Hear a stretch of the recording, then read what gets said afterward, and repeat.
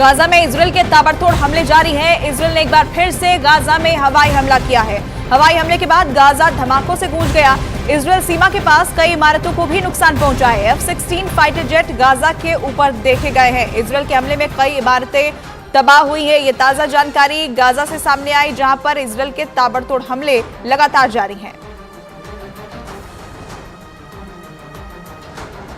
Gaza के युद्ध में भले हमास को हराने के दावे किए जाएं, लेकिन जिस तरह से मुस्लिम मुल्क अब हमास का साथ देने के लिए एकजुट हुए हैं, उससे इजरायल में हड़कंप मच गया है। ईरान के साथ साथ सऊदी अरब भी गाजा में बेतहाशा मौतों को देखने के बाद अब युद्ध करने का मन बनाने लगा है। यानी सऊदी अरब और ईरान अब एक साथ आ गए हैं।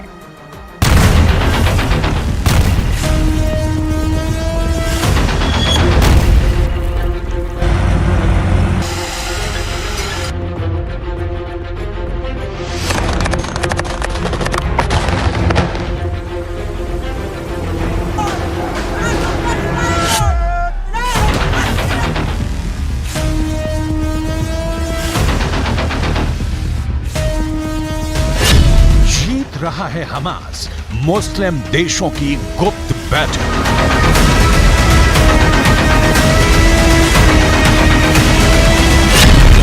हमास को मरते हुए नहीं देख सकते हैं।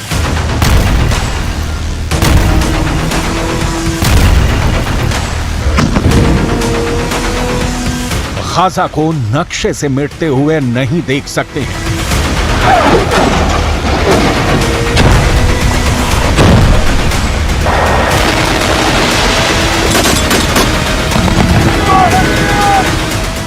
आंखें बंद करके फिलिस्तीनियों का नरसंहार नहीं देख सकते हैं।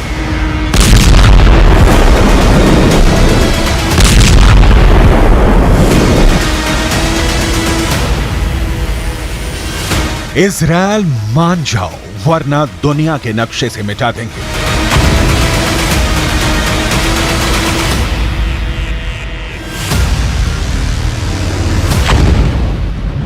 ये धमकी, ये चेतावनी ईरान के साथ साथ अब तमाम मुस्लिम देश इजरायल को देने लगे हैं। जंग के 1 महीने बाद 57 मुस्लिम देशों का गुस्सा 7वें आसमान पर पहुंच चुका है।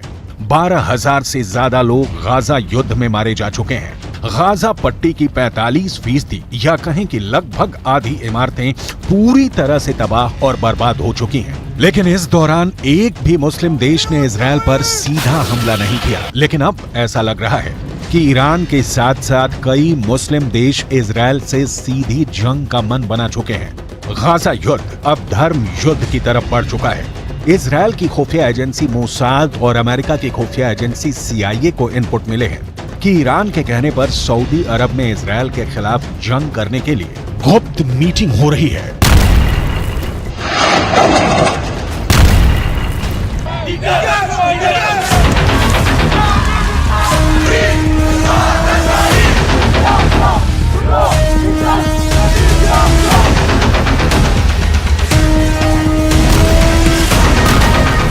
وحدت کشورهای اسلامی بسیار مهمه که یکی از جلوه‌های این نشست همین وحدت کشورهای اسلامی خواهد بود. امریکایی‌ها در اظهاراتشون، مسئولین مختلفشون اعلام میکنن که ईरान सऊदी अरब की कसम बदल देंगे इजरायल का नक्शा। ईरान, सऊदी अरब, सीरिया, जॉर्डन, कम से कम ये 5 मुस्लिम देश इजरायल पर मिलकर कभी भी हमला कर सकते हैं। अगर ईरान की बात करें तो उसकी सेना में माहिर लड़ाके, लंबी दूरी की घातक मिसाइल, रॉकेट के बेहद घातक और खतरनाक वेरिएंट मौजूद हैं। यहाँ तक कि ईरान के पास अराश 2, मोहाजिर 10 और शाहिद सीरीज के ऐसे आत्मघाती ड्रोन हैं जो इजरायली सेना पर बहुत भारी पड़ जाएंगे। इस वक्त हमास के सिर्फ 45,000 लड़ाके सबसे एडवांस और घातक हथियारों से लैस इजरायली सेना से मुकाबला कर रहे हैं। कहा तो यहाँ तक जाने लगा है कि महज रॉकेट, एंटी टैंक मिसाइलें और बारूदी सुरंगें और कुछ भारी हथियारों के बलबूते हमास के लड़ाकों ने गाजा युद्ध को 1 महीने तक खींच लिया है। अगले 1 हफ्ते के अंदर हमास को 57 मुस्लिम देशों से जंग में सीधा साथ मिलने की उम्मीद है। इसीलिए हमास के प्रवक्ता और नेता डंके की चोट पर कह रहे हैं कि हमास को हराना नामुमकिन है। इजराइल पर हमले को तैयार 57 मुस्लिम देश। गाजा में इजरायली हमलों के खिलाफ मुस्लिम देश एकजुट हो रहे हैं। हम आपको बता दें कि सऊदी अरब की राजधानी रियाद में गाजा के मुद्दे पर इस्लामिक सहयोग संगठन यानी OIC में बैठक हो रही है और इस बैठक में ईरान के राष्ट्रपति भी सऊदी अरब में बड़ा प्लान बना रहे हैं। ईरान की मीडिया के अनुसार राष्ट्रपति इब्राहिम रईसी रियाद में गाजा युद्ध को लेकर फाइनल मीटिंग कर रहे हैं। OIC की बैठक में गाजा संकट पर चर्चा हुई है और OIC की इस बैठक को लेकर ईरान कितना गंभीर है इसका अंदाजा इसी बात से लगाया जा सकता है कि ईरान ने अपने विशेषज्ञों की एक टीम रियाद पहले ही भेज दी थी। सऊदी अरब में ईरान के राजदूत अली रेजा इनायती ने OIC की इस बैठक को खास बताया और कहा कि ये बैठक विभिन्न इस्लामिक देशों द्वारा सुझाए गए प्रस्तावों के आधार पर गाजा युद्ध में इजरायल के खिलाफ एक्शन लेगी। وأن ندين ما يشهده قطاع غزة من اعتداء عسكري واستهداف المدنيين واستمرار انتهاكات سلطة الاحتلال الإسرائيلية للقانون الدولي الإنساني لنؤكد ضرورة وقف هذه الحرب والتهجير القسري وتهيئة الظروف لعودة الاستقرار وتحقيق السلام في أفريقيا.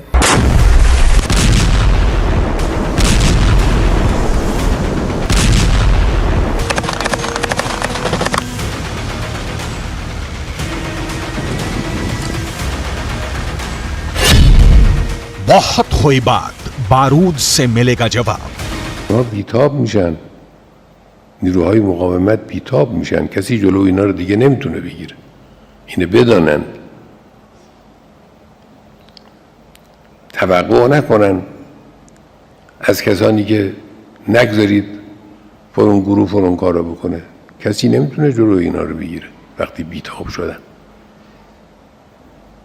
یه واقعیتی است که وجود داره. एक तरफ उत्तरी गाजा से 11 लाख लोग दक्षिणी गाजा की तरफ भाग रहे हैं। लाखों फिलिस्तीनी और गाजा के लोगों के लिए गाजा की जमीन साक्षात नरक बन चुकी है। इधर हमास के टॉप कमांडर इस्माइल हानिया ईरान के साथ मिलकर इजरायल से लंबे युद्ध की जबरदस्त तैयारी कर रहे हैं। जरा इन तस्वीरों को देखिए। हमास के नेता और टॉप कमांडर इस्माइल हानिया ईरान के विदेश मंत्री हुसैन अमीर अब्दुल्लाहियान के बीच एक जबरदस्त मीटिंग हुई थी। कतर की राजधानी दोहा में हुई इस मीटिंग में ईरान ने हमास के लीडरशिप को साफ बता दिया है कि ईरान इजरायल के खिलाफ जंग में उतर चुका है। अब ईरान की बेतहाशा सैन्य ताकत हमास की ताकत बन गई है। यानी गाजा में अब इजरायल को सिर्फ हमास से नहीं बल्कि ईरान की सेना, लेबनान के हिजबुल्लाह लड़ाकों और हमास के सुरंग जिहादियों से जंग करनी पड़ेगी। देखिए ईरान के विदेश मंत्री हुसैन अमीर अब्दुल्लाहियान ने इजरायल को क्या धमकी दी है।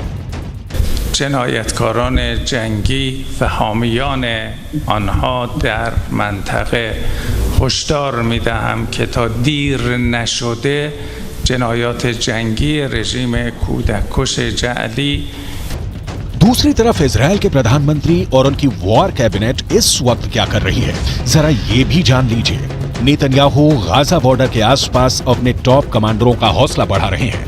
गाजा में घुसकर हमला कर रहे IDF के सैनिकों से मिलकर नेतन्याहू ग्राउंड रिपोर्ट पर जंग के ताजा हालातों को जान रहे हैं। इजरायली सेना ने उत्तरी गाजा, मध्य गाजा और वेस्ट बैंक में कई सीक्रेट ऑपरेशन किए हैं। दावा तो यहाँ तक किया गया है कि जिस तरह से हमास का एयर चीफ, नेवल चीफ और ग्राउंड फोर्सेस चीफ समेत 65 टॉप कमांडर हमास के मारे गए हैं, उनकी मौत के पीछे हमास से जुड़े डबल एजेंट है जिसने इजरायल की IDF को हमास के टॉप कमांडरों की सटीक जानकारी दी है। इसीलिए इजरायल की एयरफोर्स ने पिन पॉइंट से हमास के कमांडरों पर सीधे बम और मिसाइलों से हमला किया है। एक अनुमान के मुताबिक हमास के टॉप कमांडरों के साथ उनके परिवार, रिश्तेदारों के 500 से ज्यादा लोग मारे जा चुके हैं। أن يقف معنا لا نريد سلاح ولا نريد طعام نريد دواء نريد المصابين نريد أن نسمع أبنائنا نريد أن اللجان يقفوا معنا أين الدول العربية أين المسلمين كله نام على الفاضي احنا بنطالب بس بدنا دواء بدنا أطباء بدنا ندفن أولادنا مش قادرين نجيبهم بيت حنون دمرت بيت لاهيا دمرت بالكامل الضحايا والشهداء بالماء كيف نقلتوهم حاج كيف نقلتوهم تساعدونا لا نريد أكل ولا نريد سلاح इजरायल के रक्षा मंत्री योव गैलेंट, इजरायली सेना के chief of defence staff Herzi Halevi, IDF के ब्रिगेडियर जनरल इत्ज़ेक कोहेन का साफ कहना है कि हमास को गाजा पट्टी में अब दोबारा कभी नहीं घुसने देंगे और न ही अब गाजा में कभी भी हमास का एक भी लड़ाका या नेता जिंदा बच पाएगा। इजरायली सेना की स्पेशल फोर्स इस वक्त गाजा सिटी के बेहद अंदर घुसकर ऑपरेशन चला रही है। इजरायली सेना के टॉप कमांडर्स की मीटिंग में एक ही बात पर खास जोर दिया जा रहा है कि हमास की भीषण तबाही और इजरायली सैनिकों को हमास के जानलेवा हमलों से बचाना है। यही वजह है कि इजरायली जमीनी सेना से खुफिया इनपुट लेकर उत्तरी गाजा, दक्षिणी गाजा और वेस्ट बैंक में चुन चुन कर भीषण हवाई हमले कर रहे हैं।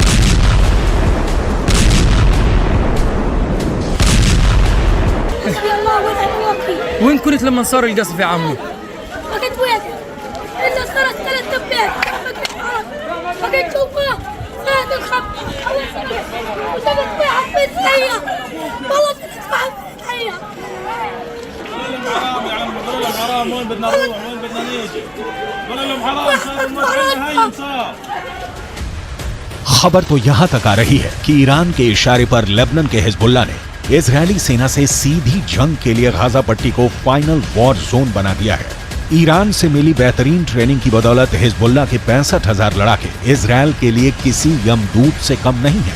अगर हमास, हिजबुल्लाह और दूसरे जिहादी गुटों के लड़ाकों को जोड़ दिया जाए तो इस वक्त 2,56,000 से ज्यादा खूंखार लड़ाके गाजा, इस्लाम और जिहाद के नाम पर इजरायलियों को गाजर मूली की तरह काटने पर उतारू हो चुके हैं।